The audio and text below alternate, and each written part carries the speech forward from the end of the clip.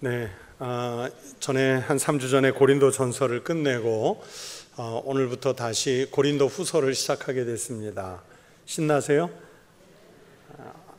별로 신나진 않겠죠.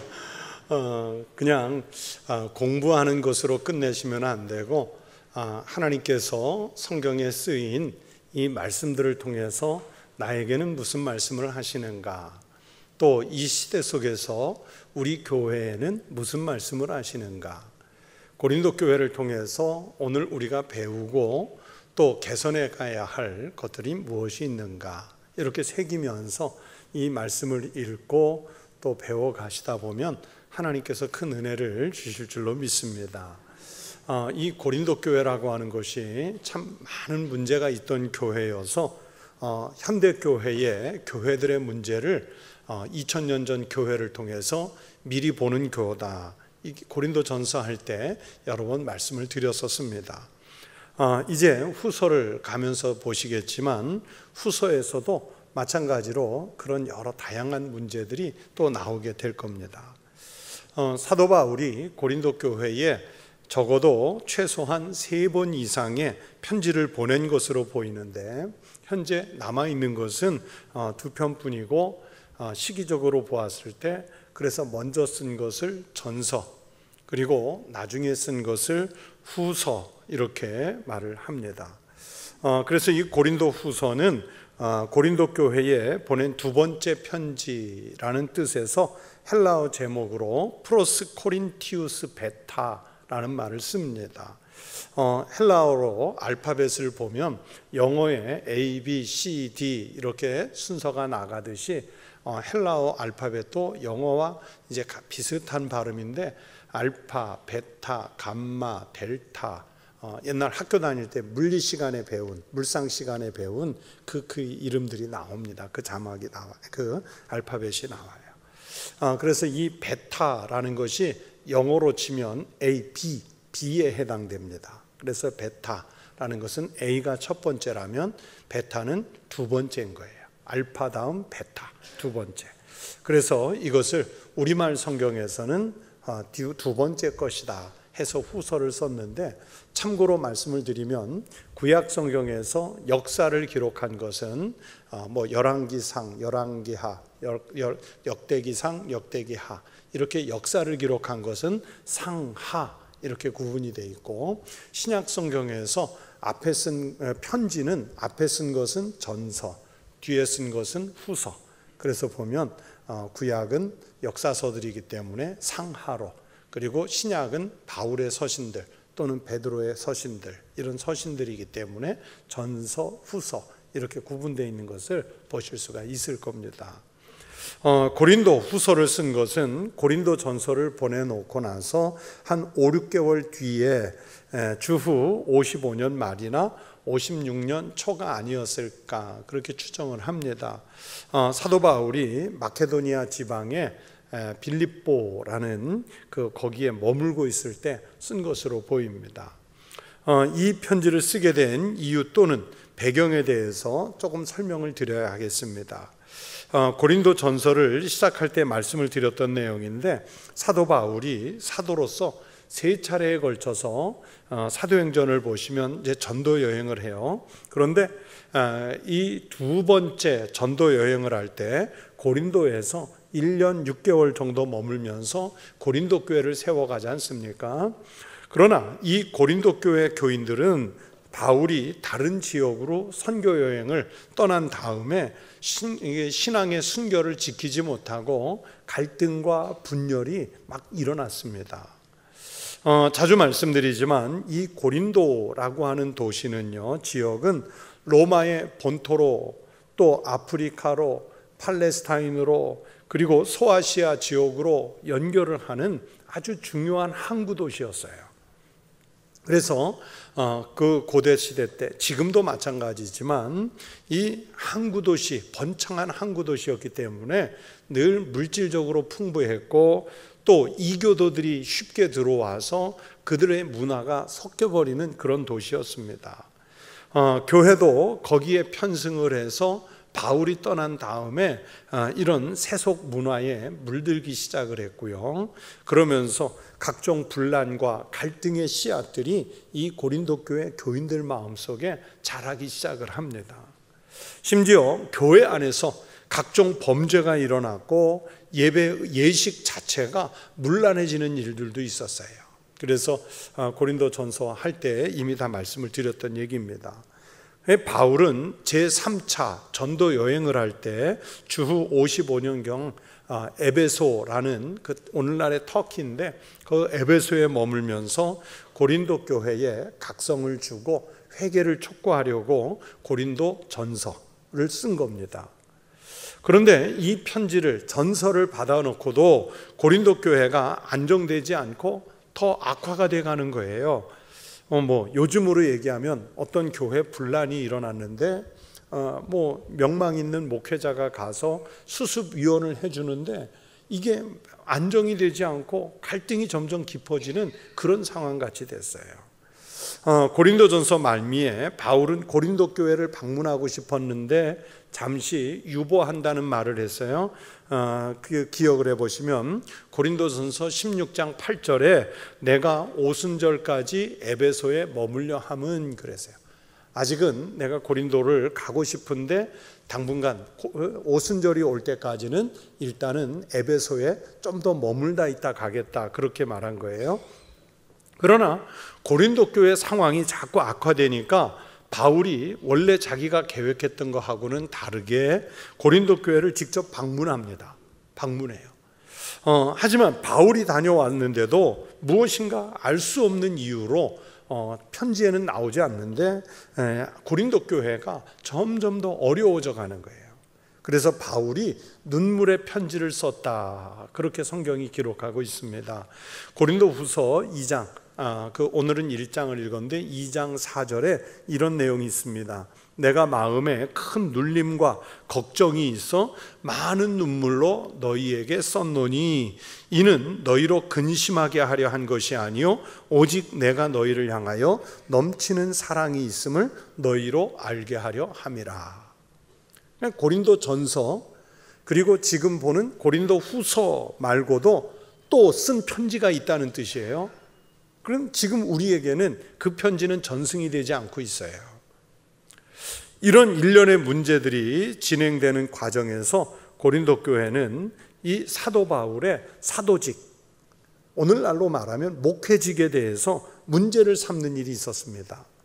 바울이 진짜 예수님의 제자냐? 바울이라는 사람이 진짜 사도 맞냐? 이런 문제예요. 심지어 고린도 교회 교인들 중에는 바울의 사도직 자체를 부인하고 자기네들의 유익을 위해서 다른 복음, 이건 거짓 선생이 들어와서 가르쳐준 다른 복음을 이야기하는 사람들이 생겨나기 시작했어요. 그래서 바울은 무엇보다도 먼저 고린도 교회에는 자신의 사도권을 확립하는 것이 중요하겠다, 나의 목회직을 확립시켜주는 게 중요한 문제겠다. 왜냐하면 바울의 사도권이 없어지면, 목회권이 없어지면 고린도 교회는 정말 근거 없는, 그죠? 소위 말하는 출생의 근본이 없는 교회가 돼버려요. 그래서 그 목회직, 사도직에 대한 그 중요성을 여겨서 확립하려고 고린도 후서를 쓰게 되는 겁니다. 그러니까 요즘으로 말하면 전에 우리 교회를 개척하고 목회하다 가신, 그래서 지금도 여전히 각종 영향을 우리에게 끼치고 있는 바울이 그 가짜 목사 아니냐? 신학교는 제대로 나와서 어느 노예에서 안수받은 거 맞냐? 이런 의문을 품는 거예요. 의문을 품는 거예요. 제 친구가, 아주 절친한 친구가 어려서부터 자란 그 교회가 한때 우리 교단에 큰 화제가 될 만큼 아주 유명한 사건이 하나 있었습니다. 그 교회 목사님이 절차가 복잡한데 과정이, 나중에 한 10년 넘게 그 교회에서 목회를 하셨는데 나중에 보니까 가짜 목사님이었던 거예요. 정말로 가짜 목사님이었어요. 그 가짜 목사님이 버젓이 목회를 하신 거예요. 그것도 어떻게 들통이 나지 않고 10년을 넘게 했어요. 이 과정은 아무튼 복잡한데 그분 자체가 목사가 아니었던 거예요. 안수를 받지 않았어요. 그래서 그분이 그 목회하는 동안에 제 친구를 포함해서 세례를 받았잖아요. 그 세례를 유효로 인정해야 되느냐? 아니면 다시 해야 되느냐? 그런데 제 친구 아버지를 포함해서 이분이 목회하는 동안 장로가 된 분들이 있어요. 권사가 되고 안수집사가 된 분들이 있어요. 그 임직식을 인정을 해야 되느냐 말아야 되느냐, 이게 이제 논란이 됐어요. 그런데 결국은 이제 교단 교리 해석을 하고 노회에서 재판을 하고 그래가지고 아무튼 성부, 성자, 성령으로 세례를 줬고, 또 그리고 임직식을 했기 때문에, 또 노회에 절차적 승인들이 있었기 때문에 그것을 인정하자 결론을 내려서 덮었어요. 불과 한 두세 달 전에 친구를 만났을 때 마침 이 얘기가 나와서 그랬어요. 야, 너 하마터면 신학교 들어간 거 취소될 뻔했어. 저희 동기니까. 그랬더니 아유, 그때만 생각하면 지금도 아찔해. 왜냐하면 세례 증명이 안 되면, 세례를 받지 않으면 신학교를 올 수가 없잖아요. 그래서 이 가짜 목사님이 나가고 저희 학교에 교수님 중에 한 분이, 그쪽에 연고가 있으신 교수님이 한 3년 정도 그 교회에서 설교 목사로 계시면서 이제 그 뒷일을 수습을 하는 일들이 있었어요. 이제 그건 말 그대로 가짜 목사죠. 이런 경우에는 본인이 아주 작정하고 들어와서 속이고 목회를 한 것인데, 반대로 이 성경 속의 사도 바울은 이미 예수님으로부터 사도로 부름을 받았고요. 그런데 자기만 부름받았다고 한 게 아니라 사도행전 15장 같은 데를 보시면 예루살렘 공의회, 우리 기독교 역사에서 첫 번째 공식 회의에서 바울의 사도권이 인정을 받았고요.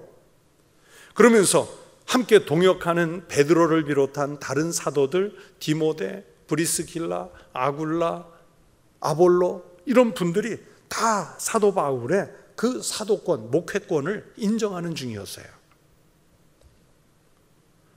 그리고 실제로 사도 바울이 고린도에 1년 6개월을 머물면서 이 고린도 교회라는 교회를 개척할 때는 아무 문제가 없었어요. 그러나 나중에 교회를 혼란에 빠뜨리려는 세력들이 문제를 삼아서, 그런 말이 있지 않습니까? 문제가 문제되기 전에는 아무 문제가 없는데 문제시하면 문제가 된다고. 그런 일들이 많잖아요. 그런데 지금 이 바울의 반대편에 있는, 아니면 고린도 교회를 혼란에 빠뜨린 사람들의 문제는 뭐냐면 교회를 흔들려는 거예요. 바울을 흔들면 교회가 흔들릴 것이다라는 걸 알고 공격하는 거예요. 그렇게 사도권에 큰 도전이 있었기에 바울은 고린도 후서라는 이 편지를 써서 자기의 목회권을 변증하려는 시도를 하는 겁니다. 고린도 후서 1장, 오늘은 11절까지 읽었는데 다음번에 볼 1장 12절부터 그리고 7장까지는 소극적으로 이 사도권에 대해서 해명을 하고, 그리고 8장부터 이제 10장부터 마지막 장까지는 아주 적극적으로 해명을 합니다. 그래서 고린도 후서를 읽다 보면 바울 자신의 개인적인 간증이나 또는 사도권에 대한 변증들이 나옵니다. 많이 나와요. 앞으로 공부를 해나가면서 그 부분들을 하나씩 말씀을 드리겠습니다. 자, 오늘은 이 고린도 후서를 시작하면서 바울이 자기를 변증하는 중에도 하나님의 뜻으로 말씀하려고 하는 의도된 몇 가지 주제가 있어요. 대략 한 6가지로 정리가 되는데, 첫 번째 주제는 뭐냐면 성도는 자신이 하나님으로부터 받은 소명이 있다는 아주 확고한 소명의식이 있어야 한다고 말씀해요. 바울 자신이 사도로서 하나님 앞에 소명을 받은 것처럼 성도들, 당신들도 소명이 있다. 여러분, 목사인 저만 소명이 있습니까? 여러분은 소명 없습니까? 분명히 하나님께서 은사에 따라, 형편에 따라 여러분에게 주신 소명이 있거든요. 그 소명의식을 확고하게 가지라는 거예요. 이게 첫 번째 주제고요. 두 번째 주제는 성도는 자신이 받은 소명이 있으면 그 소명이나 직분에 대해서 절대적으로 헌신해야 한다는 걸 강조합니다. 소명만 받아놓고 직분만 받아놓고 그 이름으로 불리기를 원하면서 헌신은 없어요. 그러면 그거 가짜 소명 되는 거예요. 헌신이 없는 직분이 그 무슨 폼이 나겠어요. 주님이 자신을 무조건적으로 택해 주셔서 구원해 주셨기 때문에 그리스도에 대한 당연한 의무로서 우리는 자기 소명에 대한 헌신이 있어야 합니다. 바울이 그 얘기를 해요. 또 세 번째 주제는 모든 성도는 교회의 평화와 일치를 위해서 인내하고 서로 관용하는 신앙이어야 한다 말씀해요. 상호 이해를 넓혀가라는 뜻이죠. 계속 말씀드리지만 고린도 교회는 상호 이해가 없어요. 관용이 없어요. 그러니까 매일 분쟁을 하는 거예요. 성도는 복음으로 구원을 얻었지만 아직 그 인격 자체가 완벽한 것은 아니기 때문에 그 죄성을 극복하고 회개를 기다리시는 주님의 사랑을 본받아서 서로 인내하고 서로 관용하라, 이 가르침을 주시는 거예요. 고린도 후서에서. 또 네 번째 주제는 성도는 구제하는 일에도 힘을 써야 한다고 말씀합니다. 구제하는 것은 주님의 사랑을 실천적으로 행하는 것이기 때문에 그리스도의 복음을 가장 감동적으로 전할 수 있는 그 기회가 뭐냐면 구제라는 거예요. 구제. 은혜는 받았는데 주머니가 안 열려요. 남들에게 자기 신앙의 깊이는 얘기하는데 지갑이 안 열려요. 그건 안 된다는 거예요. 주님이 그러신 것처럼 그리스도의 이름으로 이웃에게 무조건적으로 베푸는 것이 바로 주님의 은혜를 역동적으로 체험할 수 있는 기회가 된다. 그것이 이 고린도서의 후서의 주제 중에 하나예요. 다섯 번째 주제는 각각의 교회 안에서 그리고 교회와 교회 사이에서도 긴밀한 친교, 이걸 코이노니아라고 해요. 우리는 뭐 코이노니아 그러면 무슨 친목 행사, 사귐 이런 걸 말씀하는데 여러분 성경이 말씀하는 코이노니아는 그런 코이노니아가 아니에요. 성도로서 영적으로 깊은 교감을 나누는 것, 이 코이노니아를 말하는 거예요. 그래서 이 친교는, 이 코이노니아는 단순히 먹고 마시는 친목이 목적이 아니라 그리스도의 공동체로서 그리스도 안에서 한 몸을 이루는 지체가 되자 하는 뜻의 의미의 친교, 코이노니아예요. 그래서 각 교회가 먼저 하나 되고 그 지역에 있는 교회들이 연합을 하고 더 나아가서는 더 발전해서는 세계에 있는 모든 그리스도의 신앙을 같이 고백하는 교회가 하나가 되는 것, 이게 친교예요. 이게 코이노니아예요. 그리고 마지막 여섯 번째 주제는 성도는 궁극적으로 낙관주의자가 돼야 된다. 그냥 세상 말대로 좋은 게 좋은 거야, 그냥 편하게 있어, 그런 낙관주의가 아니고요. 이 믿음의 사람들은 마침내 사랑과 평강의 하나님이 함께 해주실 것이고, 그리고 마침내는 하나님 나라에 들어갈 사람들이기 때문에 우리는 세상 종말이 와도 두렵지 않은 사람들이에요. 종말 이후에는 우리는 천국에 들어갈 것이기 때문에 세상에 대해서 두려움이 없어요. 그래서 험한 세상에 살지만 우리는 믿음이 있는 사람들은 낙관적인 자세로 사는 거예요. 그래서 바울은 이런 주제들을 가지고 앞으로 고린도 후서를 써 나갈 것이고, 저도 이 내용들을 잘 풀어서 이 주제에 맞춰서 여러분에게 말씀을 전하려고 하는 겁니다. 고린도 교회를 통해 하나님이 뜻하신 교회에 대해서 잘 배우고 우리 청북교회가 하나님 앞에서 부끄럽지 않은 교회가 될수록 기도하면서 이 말씀에 동참하는 성도 되시기를 바랍니다. 하나님께서 거룩한 소명으로 이 말씀 앞으로 여러분을 부르시기를 축원합니다. 오늘은 그래서 본문으로 1절부터 11절까지를 읽었습니다. 고린도후서를 시작하면서 언제나 그렇듯이 당연히 편지니까 먼저 문안 인사가 있겠죠. 1절, 2절이 바로 그 문안 인사입니다. 하나님의 뜻으로 말미암아 그리스도 예수의 사도된 바울과 형제 디모데는 고린도에 있는 하나님의 교회와 또 온 아가야에 있는 모든 성도에게 하나님 우리 아버지와 주 예수 그리스도로부터 은혜와 평강이 있기를 원하노라. 1절 2절 문안 인사를 했지요. 여러분 지도를 좀 한번 보겠습니다. 고린도 전서할 때도 몇 번 보여드렸던 지도, 물론 다른 지도인데 저 선은 사도 바울이 사도행전에 나오는 전도여행 1차, 2차 전도여행 라인인데 지금은 그걸 말씀드리려는 게 아니고 이쪽에 한켠에 보시면 아가야라는 글씨 보이세요? 이제 그 위에 마게도냐라는 글씨도 보이세요? 네, 이 고린도는 이제 그리스 지도를 놓고 이렇게 보면 그 북쪽은 그리스의 북쪽은 보통은 마게도냐라고 그래요. 마게도냐.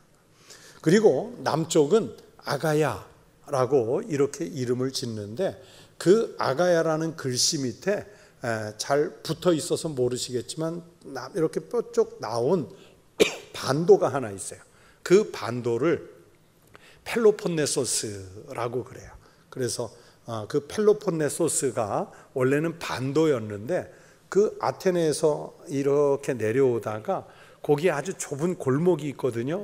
그 물길이 거기를 똑 잘라가지고 운하를 낸 게 고린도 운하예요.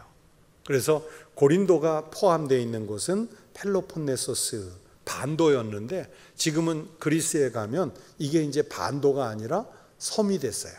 왜 섬이 됐다고요? 중간에 운하가 생겨서 운하가 생겨서 그래서 사도 바울은 지금 이쪽에 보면 그 아시아라고 돼 있는 그 아시아는 오늘날의 튀르키예 예전에 터키 지역이에요.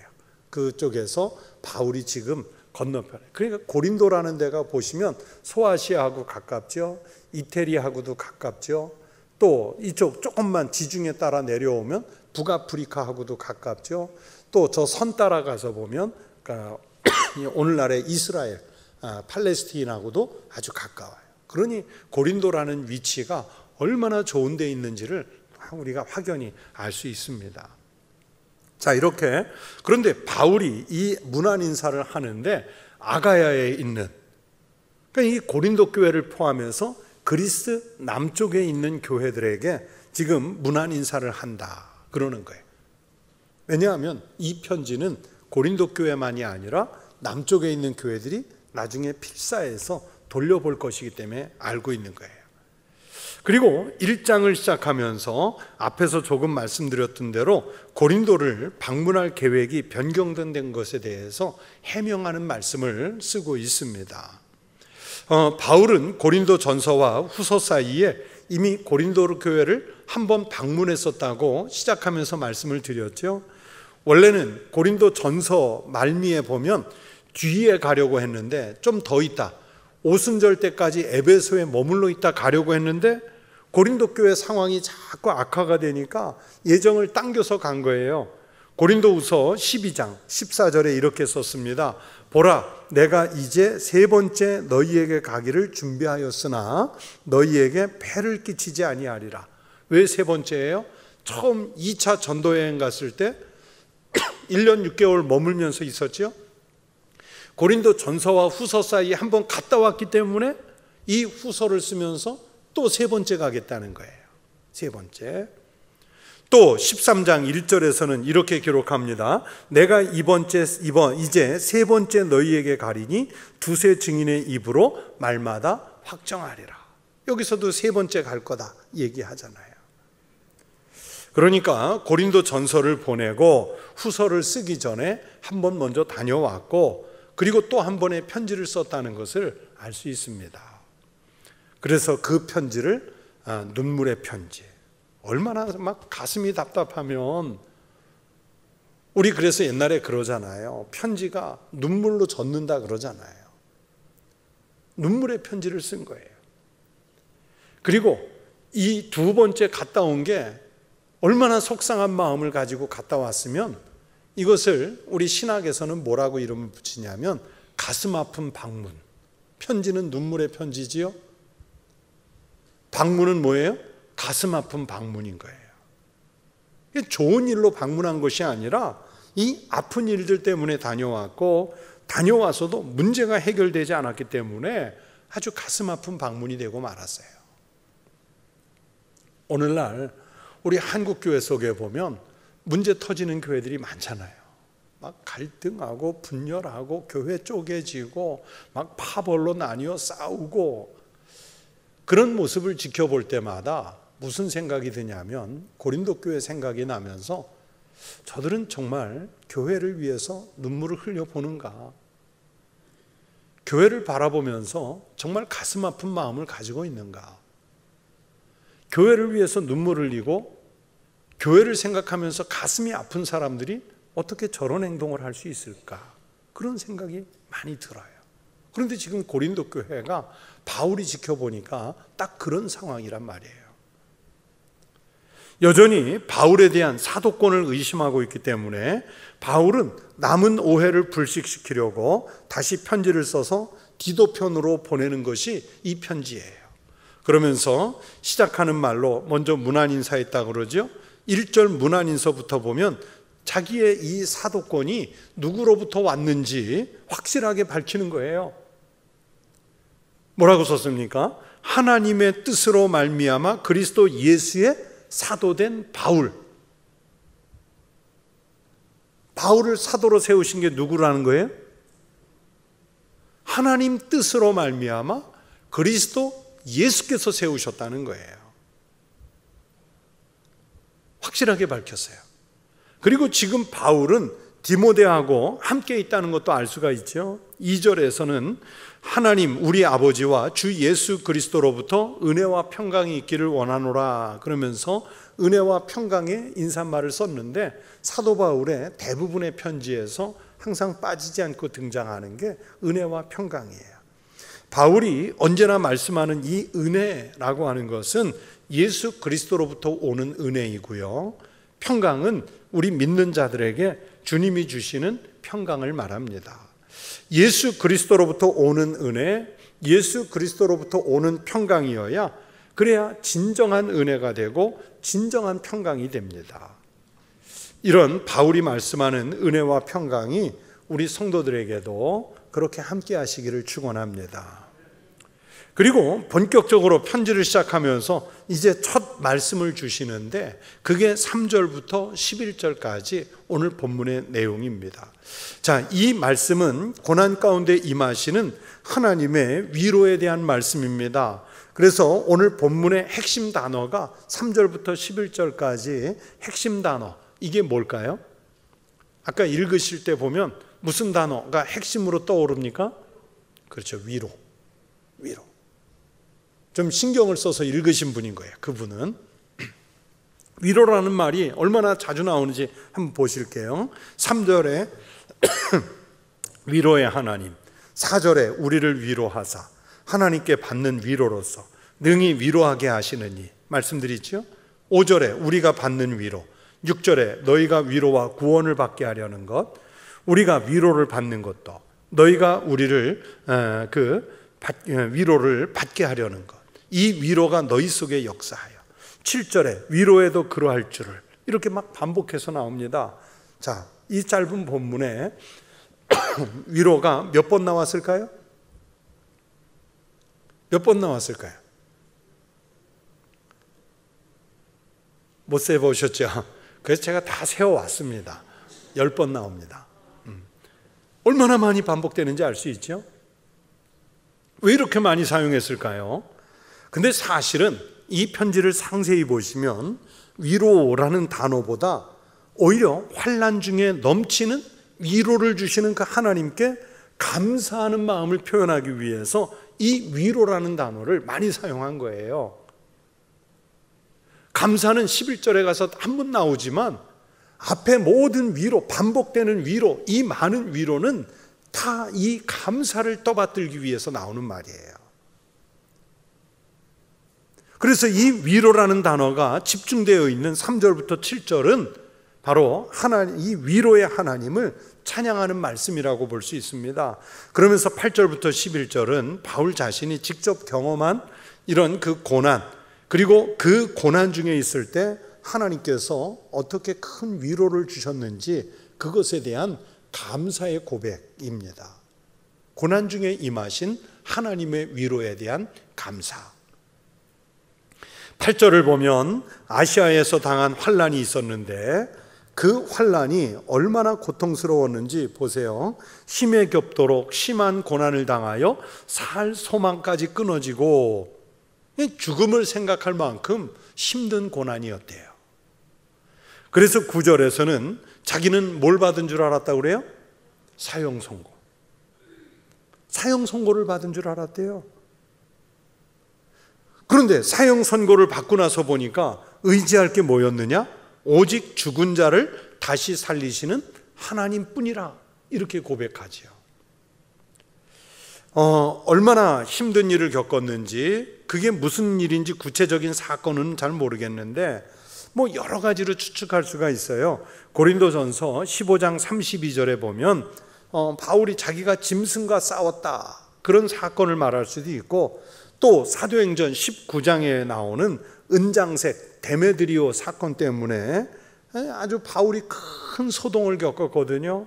정말 도망치고 싶은 그런 고통이었어요. 또 고린도후서 11장 25절에 가면 배가 파손됐다. 여러분, 풍랑이는 바다에서 배가 파손되면 어떻게 되는 거예요? 그건 죽는 거잖아요.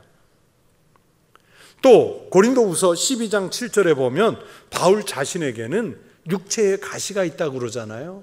그게 뭐 어떤 가시인지는 그때 가서 또 말씀을 드리겠지만 얼마나 힘들었는지 하나님 앞에 이 가시를 빼달라고 호소를 하잖아요. 이런 것들이 다 바울이 아시아에서, 오늘날로 터키, 튀르키에서 당한 환난들이었는데, 힘에 겹도록 심한 고난, 이 말은 이 무슨 뜻이냐면 내 힘으로는 이겨낼 수 없는 환난이었다는 거예요. 내 힘으로는 이겨낼 수 없는 너무 큰 환난이, 오죽하면 사형 선고 받은 줄 알았대잖아요. 너무 힘에 겨워서 살고 싶은 소망이 다 끊어진 그런 영적인 상태예요. 이 말을 헬라어로 보면 길을 가다가 자기가 갈 길을 완전히 잃어버린 상태, 그런 뜻이에요. 어린아이가 혼자 길을 가는데 집을 잃어버렸을 때 절망. 선원이 배를 타고 바다에 나갔는데 길을 잃어버려서, 항로를 잃어버려서 표류하는 그 절망. 가볍게 산에 올라갔는데 그만 산속에서 폭설이 됐든 우중이 됐든 길을 잃어버려서 여기저기 헤매는 상태. 바로 이런 상태인 거예요, 지금. 거기서 자기가 해결할 수 있는 일은 하나도 없기 때문에 바울의 지금 심정이 어떤 심정이었냐면 사형 선고를 받은 줄 알았다. 사형 선고. 여러분, 인생을 살면서 정말 힘들고 어려울 때, 야, 이제 죽어야겠다, 사형 선고 받았다, 그런 절망감을 느껴보신 적이 있으세요? 아무리 힘들어도 사형 선고라고 느낄 만한 일은 그렇게 흔한 일은 아니잖아요. 그런데 사형 선고를 받은 것 같은 그 환난을 바울이 어떻게 이겨낸다고 그래요? 9절에서 말씀하지요.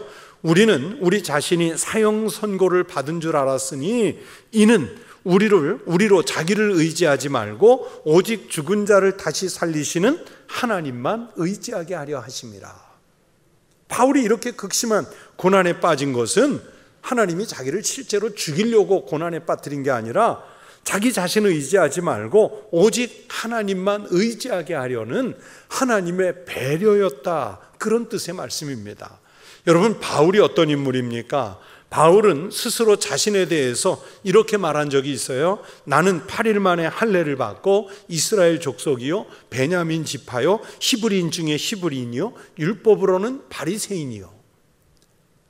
자기에 대한 자부심이요 대단한 사람이었어요. 히브리인 중에 히브리인이고 바리새인 중에서도 진짜 바리새인 같은 사람이었고, 학문적으로는 당대 최고의 율법학자인 가말리엘의 제자였고, 그러면서 왕을 배출한 베냐민 지파 사람이었어요. 그리고 바울이 기독교인 된 것도 그냥 옆에 사람에게 전도받아서 개종을 한 것이 아니라 부활하신 예수님을 직접 만나서 그 예수님에게 사도로 인정을 받았잖아요. 인간적으로 보면 누구보다도 가장 훌륭한 조건을 갖추었습니다.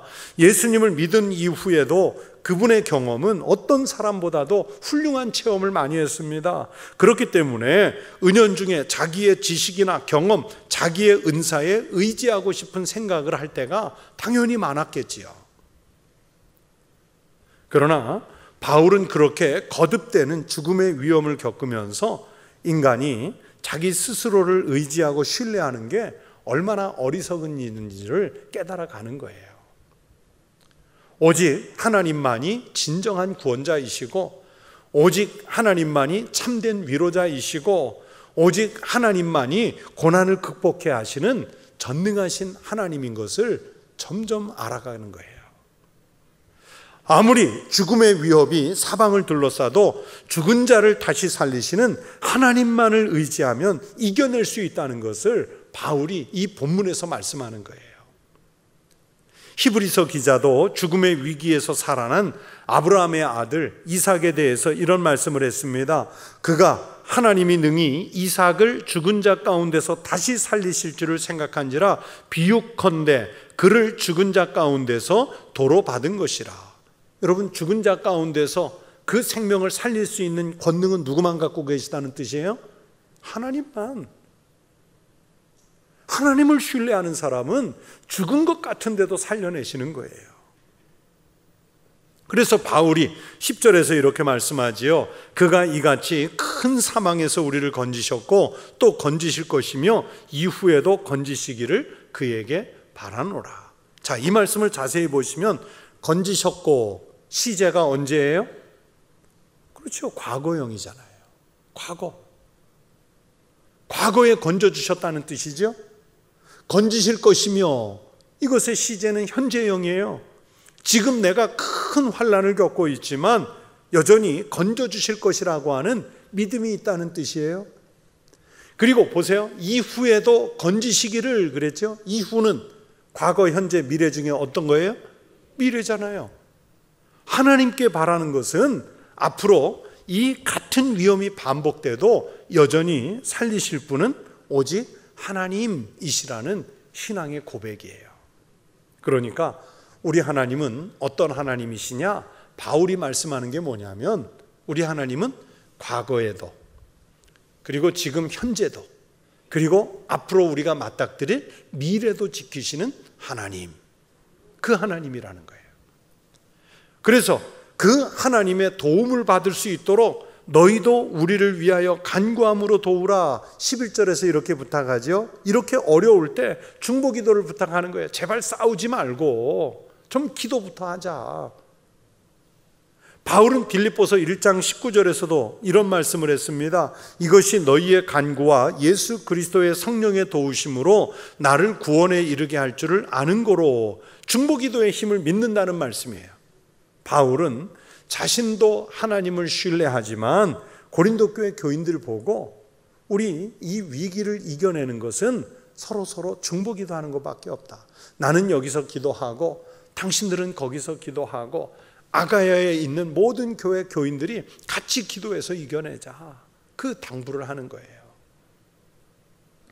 바울은 오늘 본문을 통해서 환난 중에 하나님의 위로를 강조하고 살리시는 하나님을 신뢰하도록 부탁하는 것은 고린도 교회가 앞으로 어떤 고난과 핍박에 놓이더라도 낙심하지 말고 하나님만 의지하도록 가르치기 위해서입니다. 그리고 고린도 교회가 내부 분열이나 바울에 대한 사도권 논쟁 이런 것 가지고 어려움 겪지 말고 하나님만 신뢰해서 올바른 신앙으로 돌아오도록 이끌기 위해서 쓰는 거예요. 여러분, 사탄은 무슨 일을 합니까? 사탄의 세력은 온 힘을 동원해서 주님의 몸된 교회를 무너뜨리고 온갖 시험을 해요. 사탄 지들도 할 일이 있어야 되잖아요. 그 일은 뭐냐면 성도들의 마음을 흔드는 거예요. 사탄이 하는 일은 교회를 흔드는 거예요. 왜 성도를 흔들고 왜 교회를 흔들어요? 하나님 나라 못 오게 하려고 온갖 시험을 하죠. 외부의 핍박과 박해는 물론이고요, 성도들 간의 분열을 획책하고 교인과 목회자 사이를 이간질하고 때로는 교묘한 방법으로 거짓 신앙을 이단들을 들어오게 만들어버려요. 그래서 교회 내부가 흔들리게 만드는 거예요. 사도 바울은 그럴수록 세상적인 방법을 찾지 말고 고난 중에 우리에게 위로를 주시는 하나님께 감사하고 교회가 좀 굳건히 서갈 수 있도록 우리 같이 중보기도 합시다. 그 얘기를 하는 거예요. 기도합시다. 신앙생활하면서 또 목회자로 목회하면서 가끔 이런 생각을 합니다. 여러분 생각해 보세요. 고난이 좋은 겁니까? 고난이 나쁜 겁니까? 한번 손을 들어서 표시해 볼까요? 고난이 좋은 거예요? 나쁜 거예요? 좋다 나쁘다를 가치를 정할 수는 없죠. 그렇죠? 하지만 살면서 모든 고난과 환난은 어떻게든 피하고 싶어요. 하지만 어쩔 수 없이 맞닥뜨릴 때가 있습니다. 그럴 때 고난은, 환난은, 박해는 우리로 하여금 하나님만 신뢰하고 나오라는 사인입니다. 바울이 오늘 그 얘기를 하는 거예요. 그 얘기를 하는 거예요. 그리고 나와서 기도하라는 거예요. 하나님 찾으라는 거지요. 그러면 이 바울이 말씀하는 것처럼 사형 선고를 받은 것 같이 죽을 것 같은 고통 속에서도 다시 살리는 하나님의 위로를 받을 수 있다. 그 말씀을 해요. 여러분 신앙생활 하시면서 정말 힘들 때, 몸이 아플 때, 내 힘으로는 극복하기 어려운 난관을 만났을 때 철저하게 하나님을 찾고 신뢰하는 성도 되시기 바랍니다. 그래서 오늘 바울이 말씀한 대로 하나님의 위로를 받으십시오.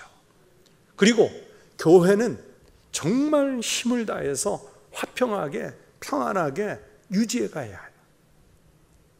어떤 여러분 교회에 이런 그 고린도 교회 같은 문제가 생기는 게 은사가 부족해서예요? 말씀이 부족해서입니까? 아니거든요. 고린도 전서 계속 보면서 오지만 아주 사소한 감정 때문에 부딪히잖아요.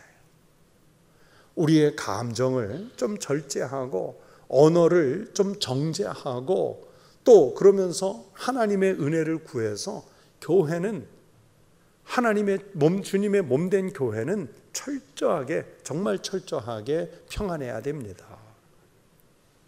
그래야 하나님의 위로를 받을 수가 있고 우리는 그 위로하시는 하나님께 감사할 수 있습니다. 그런 교회가 되면 이기게 하시는 하나님으로 하여금 우리의 생명이 살아날 줄로 믿습니다. 우리 청복교회를 출입하시면서 이런 은혜를 맛보는 귀한 성도들이 꼭 되시기를 주의 이름으로 축원합니다. 기도하겠습니다. 하나님 아버지 감사합니다. 주님께서 저희들에게 그리스도인 하나님의 자녀 인침을 주셔서 백성 삼아 주시니 감사합니다. 하나님, 우리는 한 사람 한 사람이 모여서 오늘 교회를 이루었고 주님의 몸된 그리스도인 공동체를 이루었으니 교회를 평안하게 지키게 하여 주시옵시고 교회가 생명의 구원선이 돼서 저 교회 밖에 영혼이 죽어가는 사람들, 또 심성이 약화된 사람들, 절망에 빠진 사람들을 한 영혼이라도 더 살려내는 생명 구원선이 되게 하여 주시옵소서. 환난 중에 우리를 위로하시는 하나님께 감사하는 교회요 성도 되게 하여 주시옵소서. 예수님 이름으로 기도하옵나이다. 아멘.